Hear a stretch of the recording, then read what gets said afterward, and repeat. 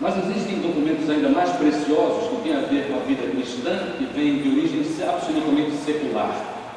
Tal é o caso com uma carta antiga, muito antiga, do ano 112 da era cristã, da parte de Caio Plínio, considerado Caio o Jovem, procônsul da Bitínia, que escreveu para o imperador romano Trajano.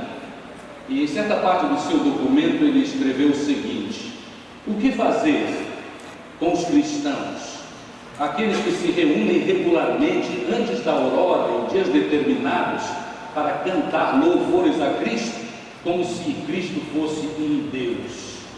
Amados, desde então, aliás, até antes disso, bem antes disso, o canto sempre marcou a vida dos que têm fé em Deus. A tradição israelita, a tradição do povo de Deus é a tradição do canto.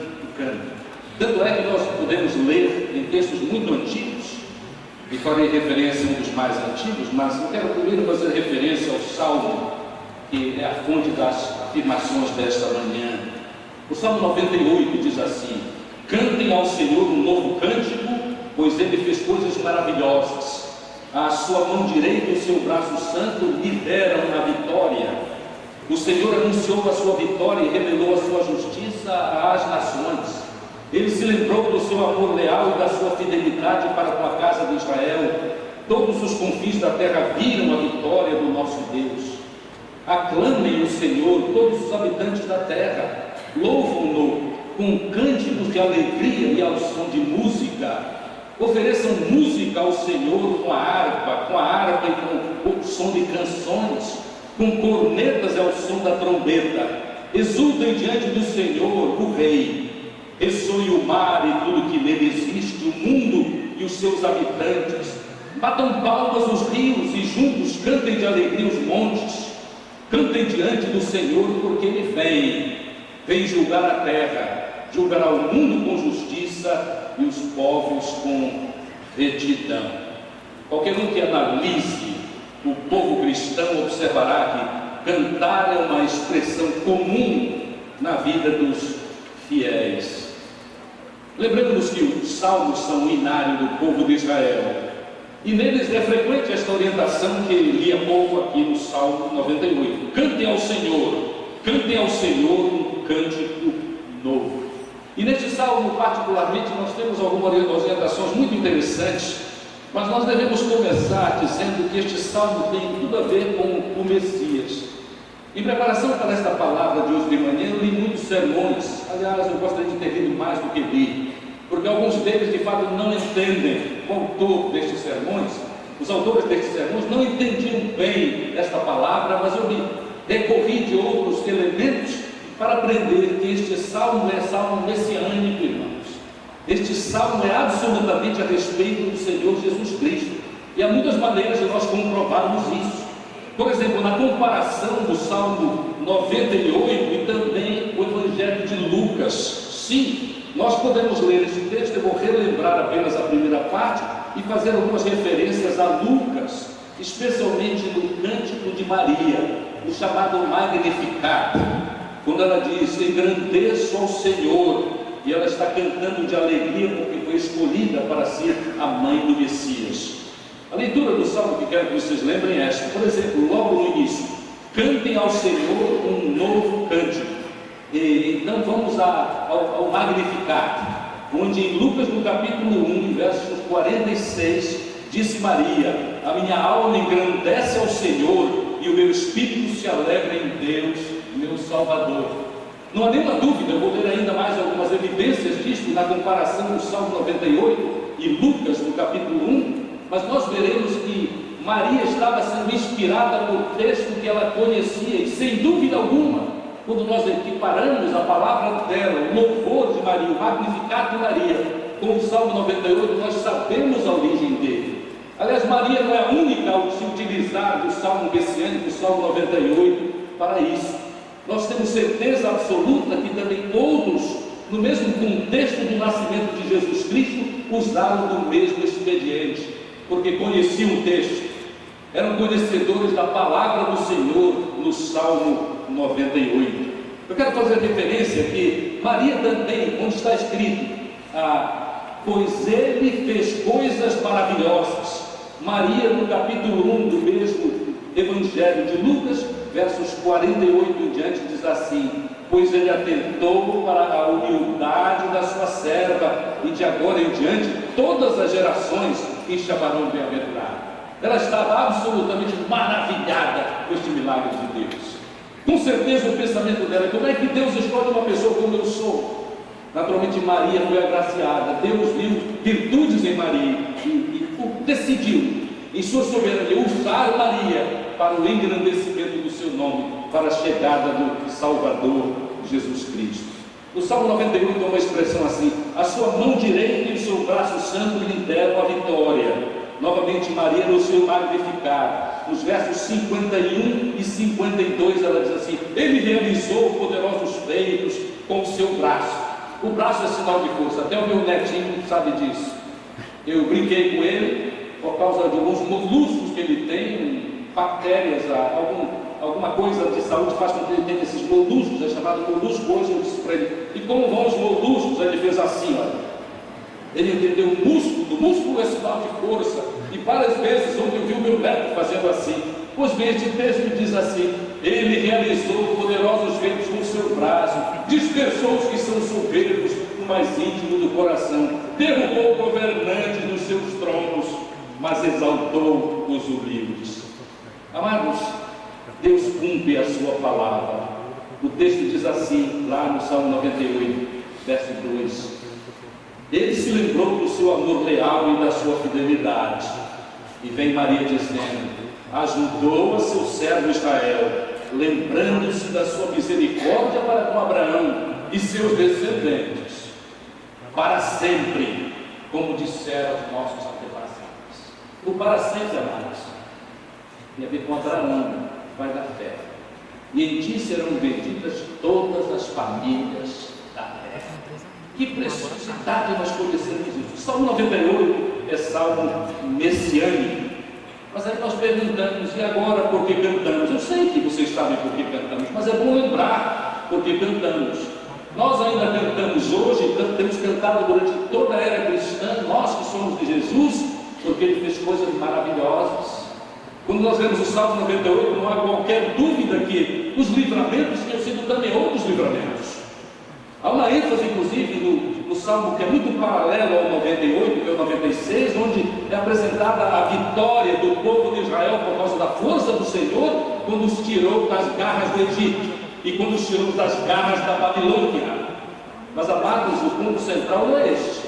O ponto central é que tudo aquilo eram figuras, todas estas outras coisas eram figuras do grande livramento que haveria de ocorrer quando Deus cumprisse a sua vontade de maneira total, completa, na vida do Senhor Jesus Cristo. Amados, Ele fez coisas maravilhosas, mas Ele faz coisas maravilhosas. O perdão do pecado em Jesus Cristo, por causa do poder do Messias, é uma realidade. E os textos do Novo Testamento, que tanto prezamos, nos falam a respeito destas coisas.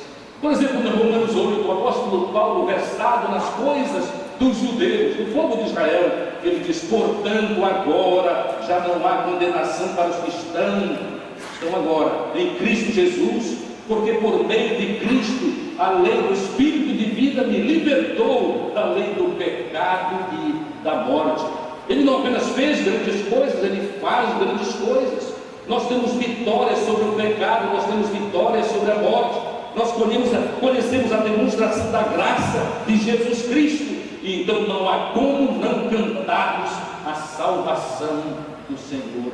Portanto, Salmo 98, que nos diz: cantem ao Senhor um cântico novo, pois Ele fez coisas maravilhosas, sua mão direita e seu braço santo lhe deram a vitória. Nós, porque experimentamos estas verdades, nós cantamos. Eu procurei, mas sem encontrar solução, estatísticas a respeito de qual a religião, qual o grupo que procura a vida espiritual que mais canta. Amados, eu não preciso de estatística a respeito disso. É o povo cristão. Não há nenhuma dúvida sobre isso. Porque quem está inseguro da sua vida não canta. Não canta.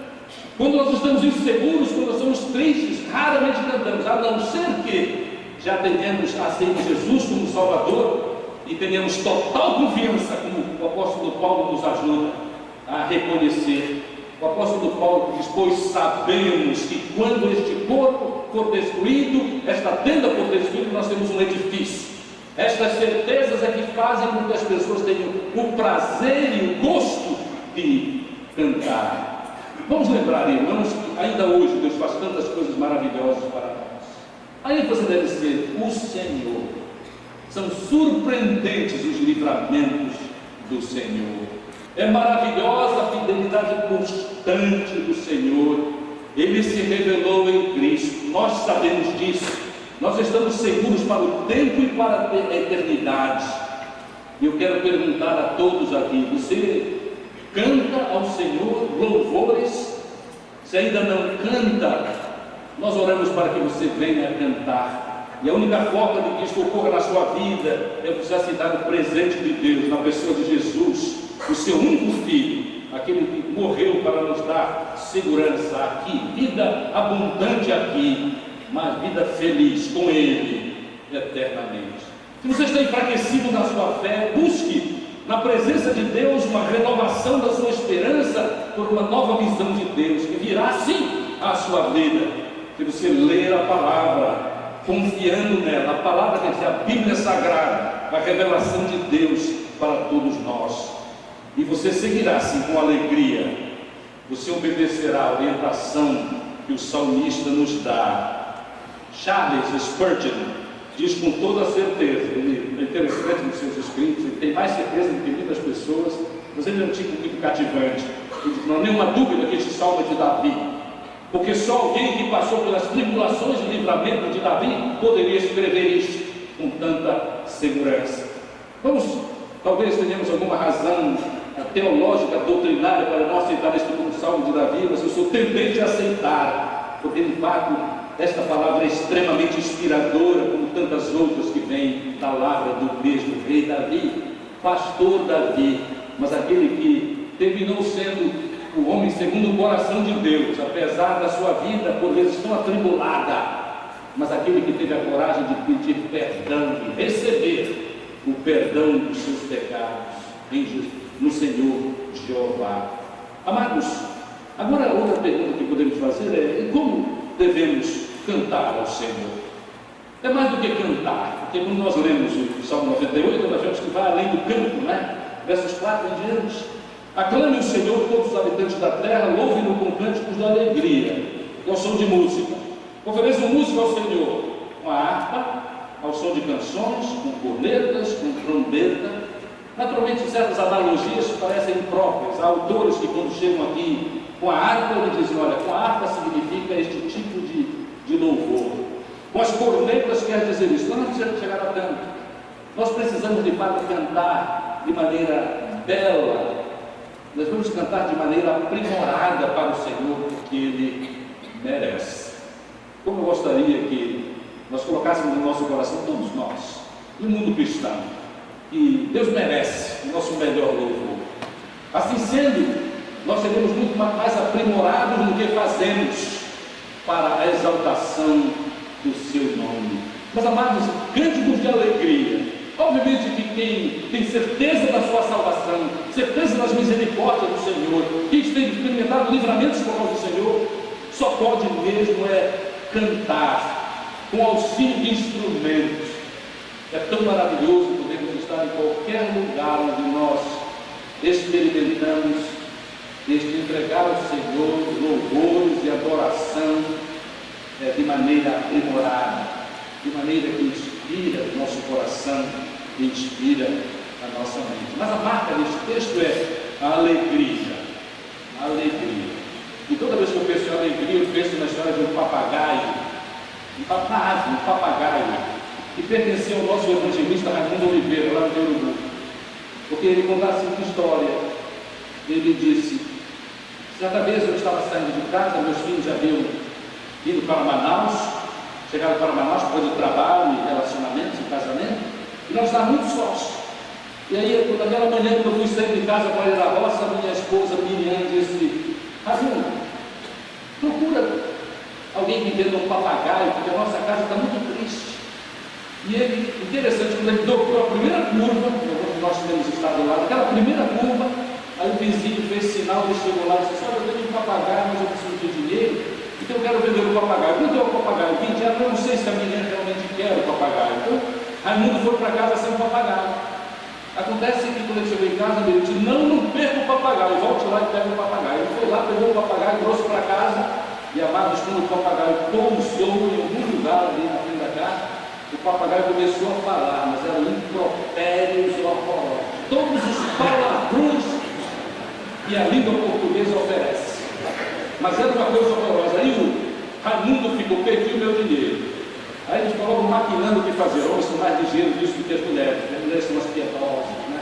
E conversando: eu não posso, eu sou evangelista aqui.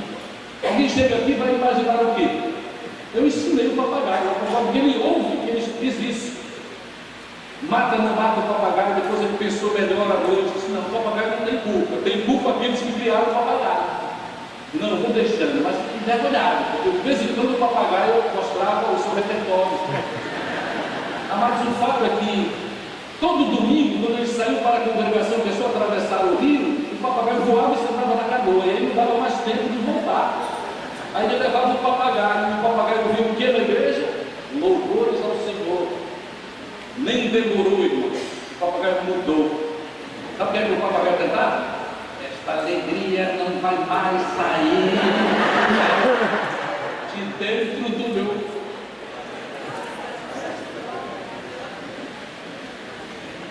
Só serve uma alegria. Me perdoe essa ilustração tão comezinha, mas até o papagaio sabe disso. E nós? Alegria. Tem que ser alegre. Me permitam os músicos aqui, deve haver mais de um.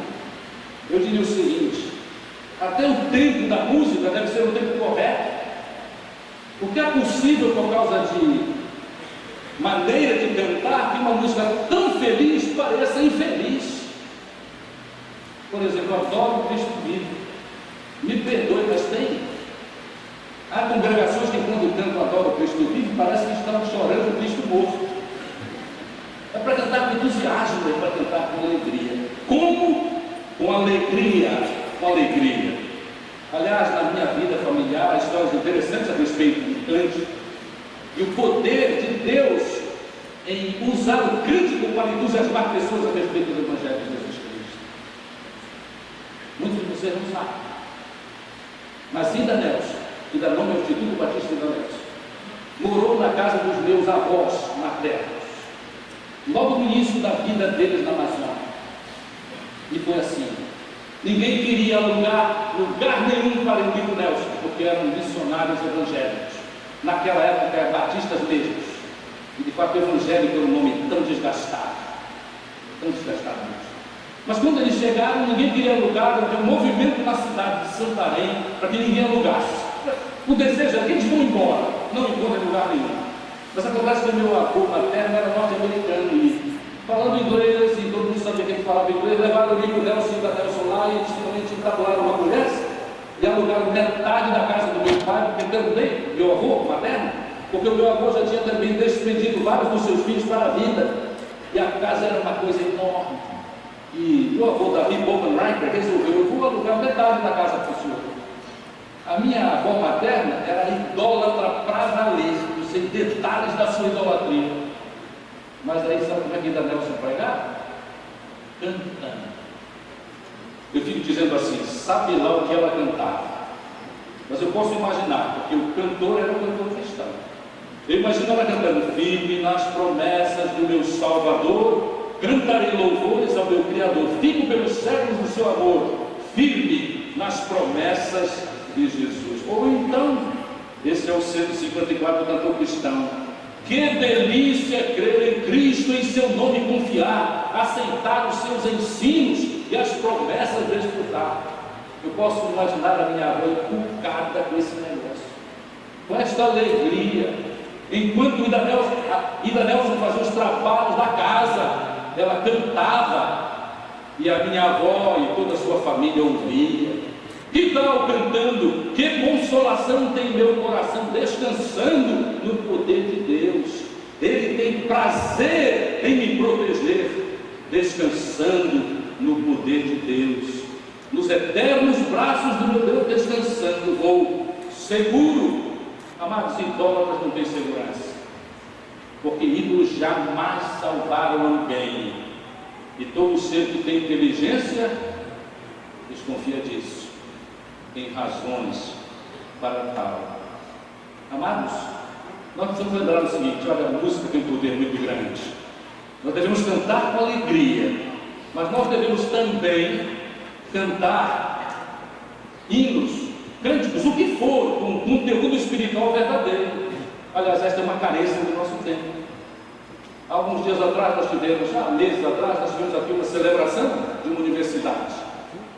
E provavelmente por causa de muitas atividades eu me descurei um pouco do que devia fazer para controlar certas coisas aqui. Eu não controlo o mundo todo, mas aqui eu devo, porque eu tenho responsabilidade nesta igreja. E amados, a mocinha que veio cantar, depois sabe o que? Sabor de mel. Sabor de mel. E eu fiquei muito envergonhado, porque havia muitos visitantes. Sabor de mel, uma conversa. Há inclusive algumas ideias no sabor de mel, isso mesmo, né? Tem sabor de mel. Há algumas expressões ali que não tem nada de cristão, absolutamente. Mas é por aí que se canta muita coisa assim. Então isso exige daqueles que dirigem a música, que dirigem a igreja, mas a igreja sensata, que quer fazer a vontade de Deus e quer seguir as orientações sobre o canto que estão no Salmo 98. Extremo cuidado, porque a música pega. Uma das músicas mais horrorosas que foi apresentada como música cristã, até hoje eu podia cantar para os irmãos. Sabe quantas vezes eu ouvi? Uma.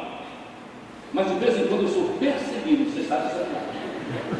Perseguido. Vamos dizer que eu acordei e aquela musiquinha está na minha mente. Amados, é difícil. Não tenho que tire. Eu ouço outras coisas, mas elas estão lá. Precisamos ter cuidado com o conteúdo, tem que ser conteúdo da palavra. Tem que ser algo feliz e verdadeiro, não apenas feliz, alegre, mas também verdadeiro. E a última palavra que nós temos são 9 versos no Salmo 98. Os primeiros 3, porque devemos cantar. Os próximos 3, de 3 a 5, nós como devemos cantar? Com alegria. E eu acrescentei, observando qual é o conteúdo. Mas de 7 a 9 nós temos quem deve cantar. Quem deve cantar? Quem de fato confia várias vezes os irmãos do tempo congregacional desta igreja. E muitas vezes nós temos, eu vou revelar esse segredo pastoral. Muitas vezes eu estou no meu coração, sei o que vou pregar, obviamente, o início, o meio e o fim, assim deve ser. E eu estou olhando para uma pessoa que há algum tempo vem à nossa igreja. Está chegando. Com certeza, por causa da mesma razão porque eu também cheguei, e você também. Carências espirituais, a certeza de necessidades. Agora tem uma pessoa assim. Mas eu atendo para aquela pessoa e lock nele, ou nela. E eu noto o seguinte: quando eu observo que aquela pessoa está cantando, eu já sei, falta pouco tempo. Porque quem crê tem de cantar.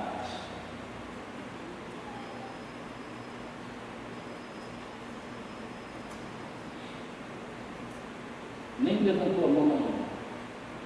Não tem coragem por razões, quem sabe, de constrangimento social. Não tem coragem de vir à frente e dizer: eu sou Jesus. Mas já é. Poucas vezes tenho errado isso. Amados, quem deve cantar? Aquele que crê. Por isso, quando nós não cremos, nós não podemos cantar. É por esta razão, amados, que nós devemos ter cuidado com o que cantamos por aí. Se você não crê nas baboseiras de sabor de mel, não cante sabor de mel, pelo amor de Deus. Porque pessoas inteligentes à sua volta dirão: até ela, até ele, sabor de mel. Não, escolhemos o que vamos cantar. Mas quem deve cantar? O apelo de Deus é que todos cantem. Tanto é que há uma personificação de coisas inanimadas. Coisas inanimadas. Vamos observar isso? 7.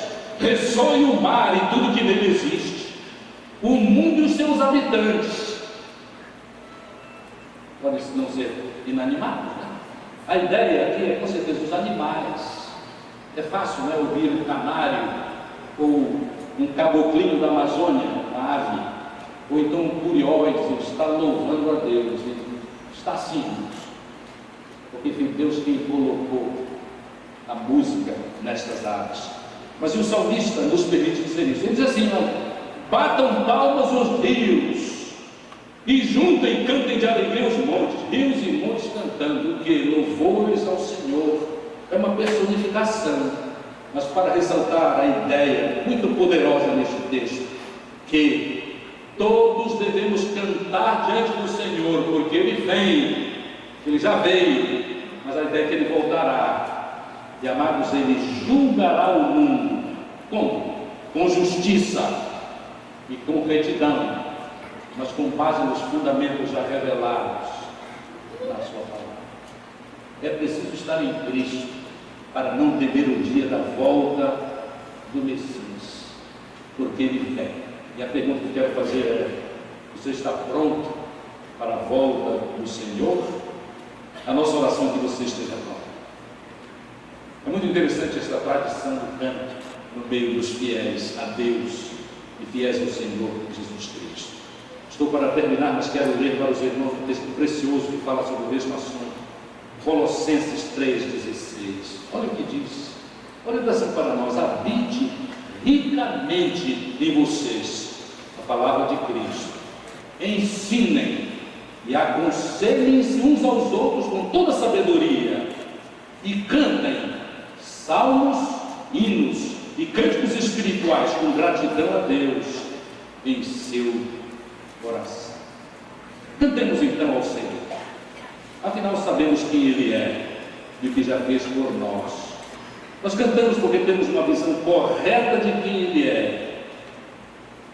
Jesus é o Messias prometido pelo Pai. Nós cantamos porque temos certeza do seu amor, da sua graça e da sua misericórdia.